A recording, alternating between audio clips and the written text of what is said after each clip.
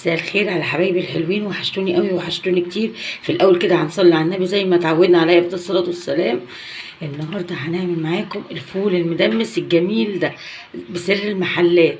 حاجه كده جميله وزي العسل وعمل زي الكهرمان وزي الزبده اهو. هنشوفه مع بعض دلوقتي معاكم. بصوا شايفين عامل ازاي؟ انا عايزه اوريكم بس منظره شكله عامل ازاي.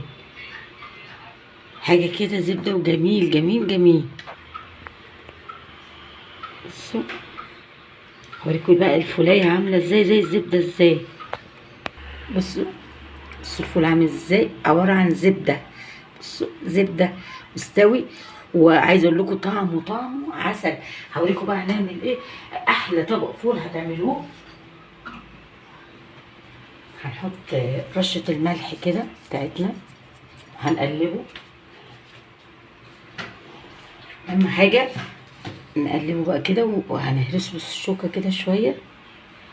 انا عايزه اقول لكم ان الفول ده عباره عن زبده جميل جدا جدا جدا. اهم حاجه تمشي على الخطوات اللي انا هقول لكم عليها. بصوا لونه في منتهى الجمال. بصوا عامل ازاي جميل جدا جدا. هنفرش رشه الكمون بتاعتنا، هنحط حبه الزيت. بص بقى طبق الفول اللذيذ ده عسل. طبعا تحطي بقى الليمون، بتحطي شوفوا انتوا بتحطوا ايه بقى. عايزه تحطي اي بهارات، شطه، ليمون، في منتهى الجمال. بصوا طبعا عامل ازاي، بسم الله ما شاء الله. دلوقتي هنقول مع بعض الخطوات، بس اهم حاجه ما تنسوش بقى باللايك والاشتراك ودوسوا على زر الجرس عشان يوصلكم مني كل جديد، وكومنتاتكم الجميله اللي زيكم. هنسمي الله ونصلي على رسول الله عليه الصلاه والسلام، ونبتدي الفيديو مع بعض. يلا بينا.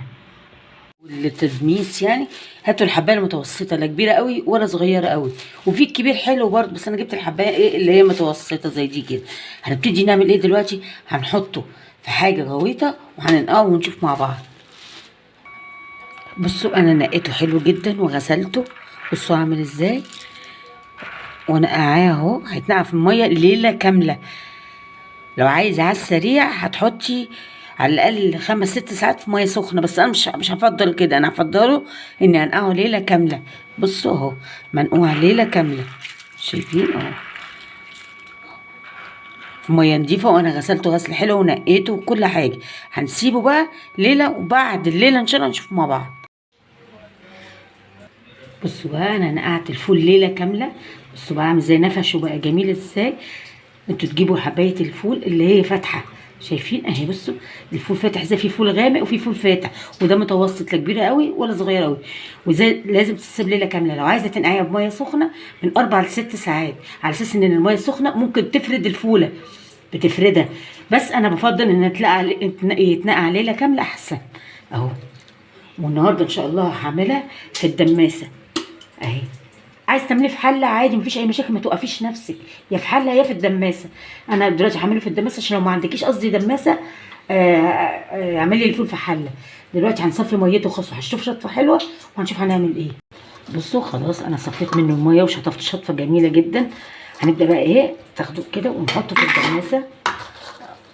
طبعا برضو بتصفي الميه بتاعته اهي. بصوا لازم تسيبوا حته فاضيه اهي، الحته اللي قد كده، علشان الميه، عشان ما يفرش البره ويبوظ البوتاجاز اهو. شايفين اهم حاجه ان تنقعوا الفول زي ما تقول ليله كامله، لان الفول من البقوليات اللي لازم تتنقع عشان تطرد الغازات بتاعتها. انا نقعته اهو. هنحط دلوقتي المكون اللي معانا، نص كوبايه عدس اصفر مغسوله مصفيه كويس جدا اهي اهي. هنحطها، شايفين اهو.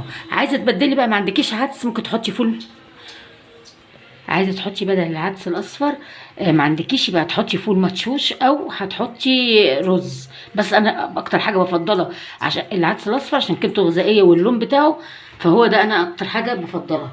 بعد كده هنحط ايه، الليمونه، عشان دي برضو ميزتها انها هتخلي الفول ما يسودش منك ولا يتاكسد.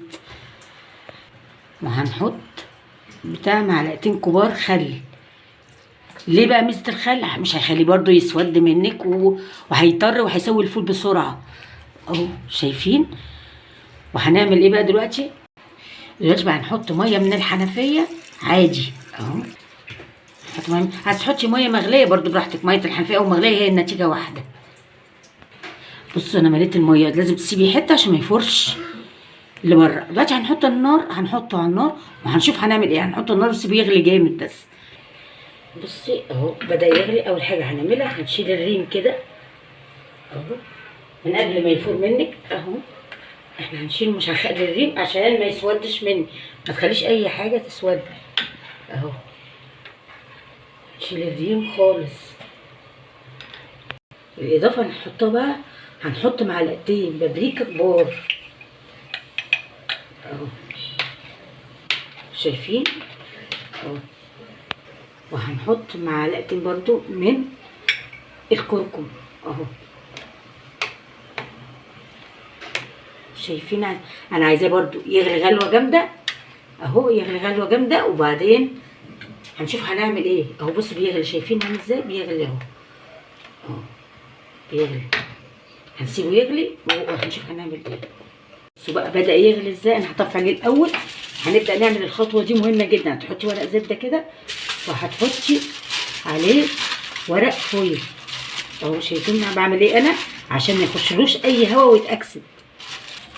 بصوا حطيت عليه ايه، ورق زبده وورق فويل عشان ما يخشلوش اي هواء ويتاكسد. مش هغطيه بقى بالغطا، هنحط حله ميه فوقيه، حاجه تقيله كده فوقيه عشان ما يخشلوش اي.